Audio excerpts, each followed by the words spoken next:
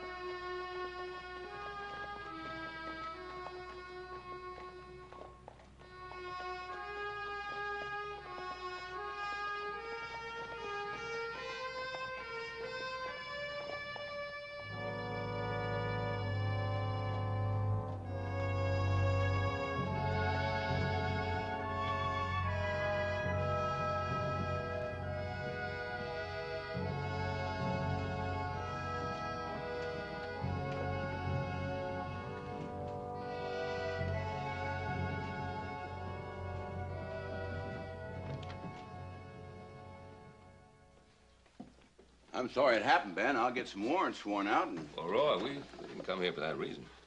No, you can't blame a man for wanting to feed his family, to keep his children from starving. But we gotta take them in. If we don't, you'll start losing cattle by the hundreds. We got an awful lot of men out of jobs here. Yeah, we saw most of them as we was riding in a while ago. If then mines don't pick up soon, well, that many idle men spells trouble. Roy, we don't want to get anybody arrested. All we want to do is, we'll tell you that we'd like to offer a few head of cattle maybe every day to help tide things over.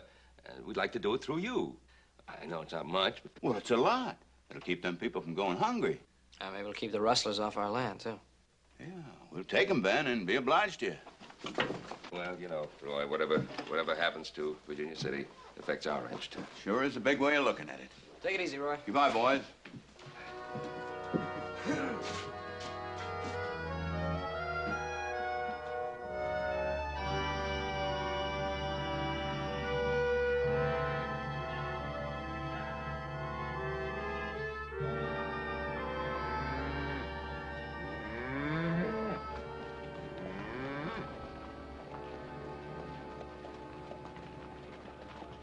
Was talking about. If you know something, why don't you tell us? Yeah, tell us what you know. Now, I haven't been down on the Thunderhead. But there is a shift down below, ain't there? And they got the shift locked in and they're sending food down to them, ain't that right? Of course it is. Well, all right. I guess that's no secret. Paul, we delivered that stock. Oh, good. We'll bring in a few more head tomorrow. What's going on? Seems there's a lot of talk about a strike in the Thunderhead. In the Thunderhead? You sure you're not mistaken? Yeah, ain't no mistake about it, Paul. Wait till old Adam gets back from San Francisco and hears about this. He always swore there wasn't nothing in that Thunderhead but sand and gravel. Yeah. Hey, you know, it's a shame it's not next door in a Gould and Curry. You got some stock in that one, don't you, Pa? Yeah, but Nothing about the stock. I just hope that talk about the strike on the Thunderhead is true. Well, let's go down. Hey! What more do you want? The Thunderhead owners are trying to keep the news quiet. Why else would they keep a shift locked down below? Well, all I know is that Frank Furnace knows his mining. And he don't go around buying dry holes. Just don't understand this. Why, Paul? It ain't the first time a bonanza's been struck on the Comstock. Hey, Roy. Mr. Cartwright. Mr. Cartwright. Doggone it, you won't have to worry about them critters of yours no more. The Thunderhead hit it big. Roy. Sure is exciting, isn't it? Yeah, that's what I want to talk to you about. Can we talk inside your office? Sure. Good. Boys, I'll be a little while with the sheriff. I'll meet you back at the hotel later. Okay, Roy. See ya. Right, Roy. Let's go here and see what's happening. What's on your mind, Ben? Well, let's talk about the strike in the Thunderhead. Now, that's beginning to shape up like a lot more than talk. This is the best news to hit the Comstock more than 6 months. Yeah, guess you're right. If there's any truth in it. Now, what makes you say that? Now, Roy, Jim Bronson ran the Thunderhead for 5 years, right? Yeah, Now, he's the best mining man of the Comstock Lode. pretty good. He told me that the Thunderhead was a dead hole. Now, his foreman, Liam Flores, told me the same thing. Oh, they could both be wrong. Guess they could. But Jim seemed pretty positive. Maybe Jim's just sour because he made the mistake of selling too soon. Yeah, maybe. I'm going to ask him again, just to make sure I heard him right. I'll see you.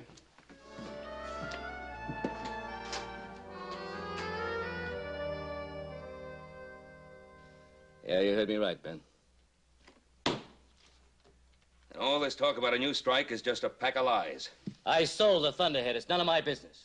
Oh, Jim, I wasn't making an accusation. I was just asking. Well, what do you expect me to do? Those people out there are friends of mine. You've seen them. They've been dead men for months. Now they're coming alive. Now there'll be something to live for. Jobs, maybe. Ben, at least they got hope.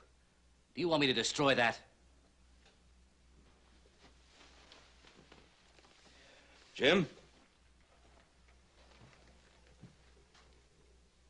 What do you plan to do? Can't decide. Furnace and Cunningham are up to something. They offered me $10,000 to go along with them. To say that I went down the Thunderhead and seen the new strike. Well, did you go down? Did you see the new strike? I told you there's no strike in the Thunderhead. Well, Jim, if you need money I'm badly... not thinking about myself. I'm thinking about those miners out there. I'm thinking about the whole town. Ben, do you know what would happen if even a false boom started? San Francisco money would start coming in. And maybe some of the closed mines would get a little courage and open up. There's a lot of men out there that need work. Some of them would get it. Now, do you want me to go out and tell them there's no possible chance of any silver in the Thunderhead? Do you want me to take away their last hope?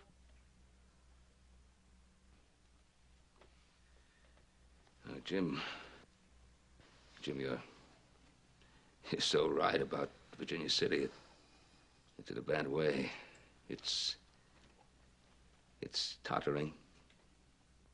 But it hasn't fallen. You give it a false boom.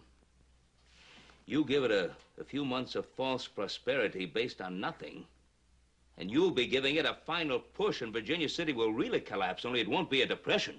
It'll be a catastrophe.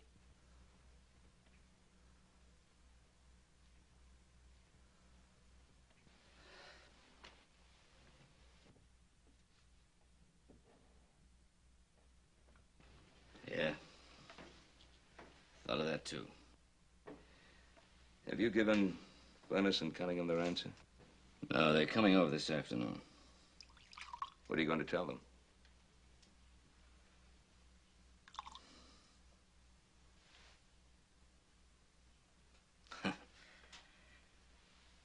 I've been honest all my life, Ben. I guess I'm too old to change now. They're not gonna like it. But don't worry, Ben. I get into it, and I'll get out of it. But thanks, Ben. Thanks for coming by. I needed somebody to talk to.